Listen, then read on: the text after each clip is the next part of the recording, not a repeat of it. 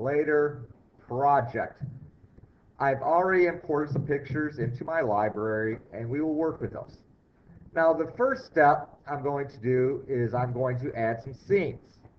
So if I go to Window, Other Panels, Scene, I can create an additional 3 scenes. I'm going to call them Intro for an introduction scene, Then, Now, and Later. Let's start with the Then scene, and I'm going to open my library. I have a picture of a baby, and we'll use this picture of the baby, and we'll resize it. We do not want any larger than the stage. And on this one, let's do an example of a mask. Baby. And we're going to extend this out for maybe 35 frames. I'm going to make a new layer. I'm going to lock this baby layer. And I'm going to write the word baby. I want to do a animated mask on this, so I'm going to convert this to a symbol. And this can also be an example of the animated mask for the grading rubric. It'll be the word baby, text, and we'll have it start small. We'll make a keyframe. We will enlarge the word baby to cover as much the baby as we can.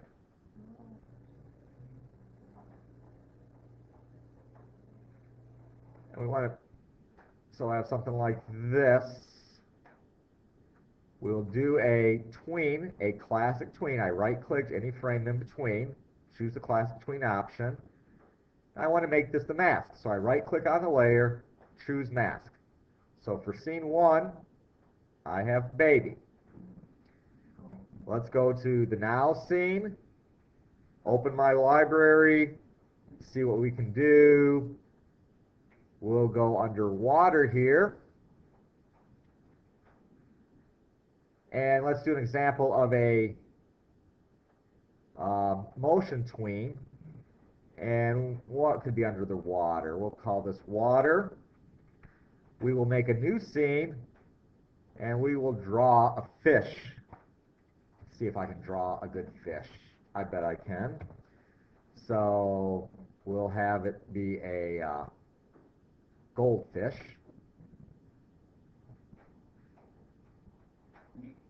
There's my fish. Okay. All right. Here's the fish. Oh, I had to undo that. I'm going to lock the water layer. I'm going to select the whole fish. I wanted to apply a motion tween to it, so I have to convert it to a symbol. We'll call it fish. Say OK. And we'll extend the timeline out for the water about 30 frames. We will do the same for the fish. But here we will do a motion tween. That allows me to select frames. Is this Nemo? Sure. Move my fish around, have it take a path if I'd like. It's round, dude.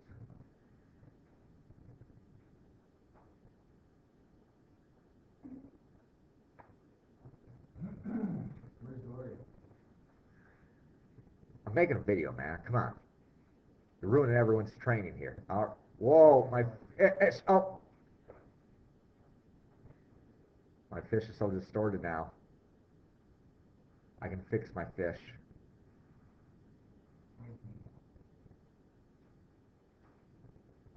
There he is. Come back around. I'll extend this out a little bit further.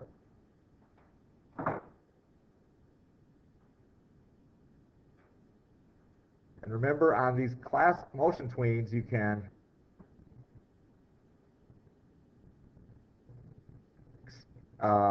choose your path here. Take my pointer tool.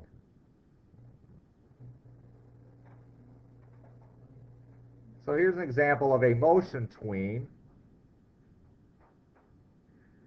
So if you watch it, I got the fish kind of just swimming through the water. Okay?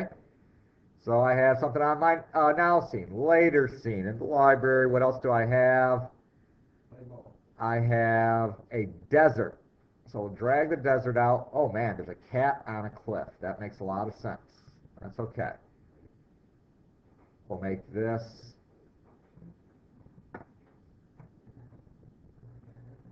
And we will right click, convert this to a symbol. It's desert.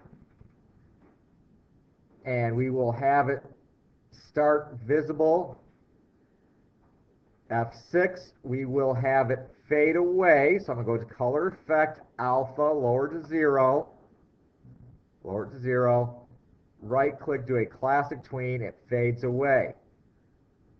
And this is our later scene, so we will put a new layer in there, text, and we're going to have this text actually below layer 1, and we'll simply say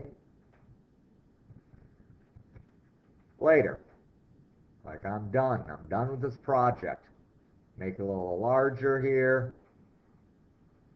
So what will give the appearance of is as it fades away, later comes in. So if I test my movie now, I have 4 scenes, but I've only actually put something on 3 of the scenes. So if I test it, I'll see my baby, which is my then, my now, and my later. All right. So now I have to go and do my action scripting and make sure I've covered the other things on this worksheet. So stop actions used. Let's start with the intro scene, and to make sure we know what we're working on, we'll call this intro. I'm going to make a new layer. The only thing that goes on this layer are actions.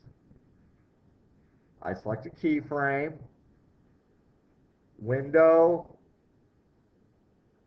actions. F9 is the shortcut key for that. I go to global functions, timeline control, stop. That applies a stop action. I need to do that to all of my scenes. New layer, actions, make a keyframe, stop. Go to now, new layer, actions, make a keyframe at the end, open up my actions window, stop it. One thing I see here, I'm going to extend this out 1 more frame so I still see my fish when I stop it. Go to the later scene,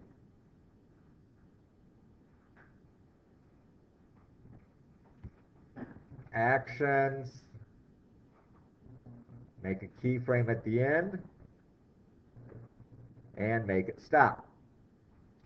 So now if I were to test my movie, control, test movie, it stops, does not go anywhere. So I need to add interactivity to my movie. First thing I guess I'll do is I'm going to insert a new symbol, and we'll call this my arrow button. And the arrow button was what it sounds like. It was an arrow that was a button. That is a button. So we'll make it a little larger here. Make a keyframe here. Change the color so when you go over it, it looks a little different. Change the color again. And on the hit area, draw a rectangle around it. So that's the active area. Let's go to my intro scene. We'll make a new layer, call it buttons.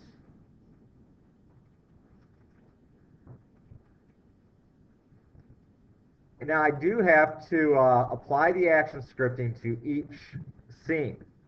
Okay, I cannot apply it to the button. Click off here, and I will drag out my button, and I'm going to open my actions window. The button is selected. I'm going to double click play. It says on release play. I'm good there.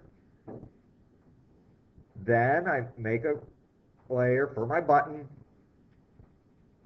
It's repetitive now, but it's a good repetitiveness because I know if you do this, it will work. I go to the end here, I drag out, oh, my action windows. We'll close that. Go to the end, drag out my arrow,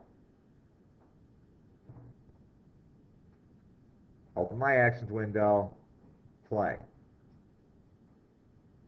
Now I have to make a new layer, button, I make a frame at the end, open it, drag out my arrow,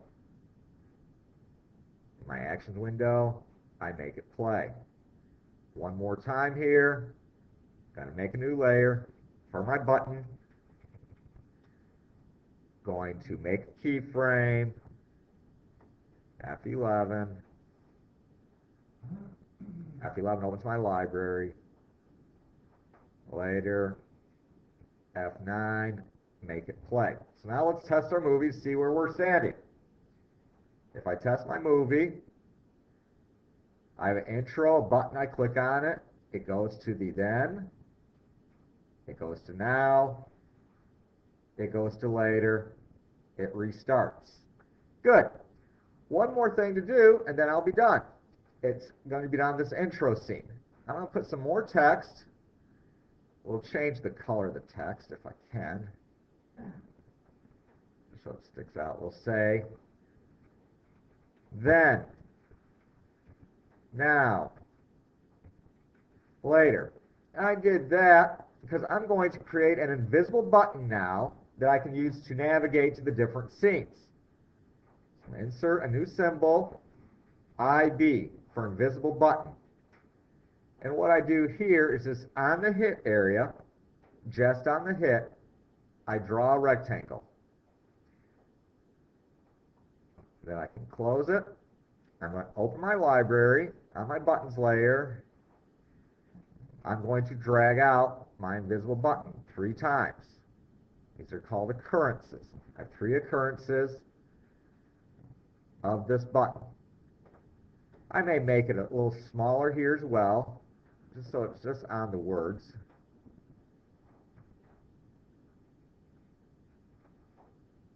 And now I'm going to apply action script to these 3 buttons to make it go to these 3 scenes. So the first is the then. I select the then button. I open the actions window. I say go to. I choose the scene then. Oh, done that a couple times here. I'm going to leave that actions window open the best I can. Go to scene now. Double click go to scene later. I've just completed the then now later project in about 10 minutes. Now I hope yours will be better than mine because I've given you 3 weeks to work on it, not 10 minutes. But here's all the content. If I click these buttons, it'll carry through. It'll play each scene in order. And if I go back to my intro scene, I can select my later. It'll automatically go to the later. Or if I click now, it would go to the now. Okay. What I'm going to do is I'm going to upload this video so you can follow it along. Do what I do if you need to. You have this class. You have the next class to make sure you turn in a project that's worth turning in. Okay. I did it in under 15 minutes.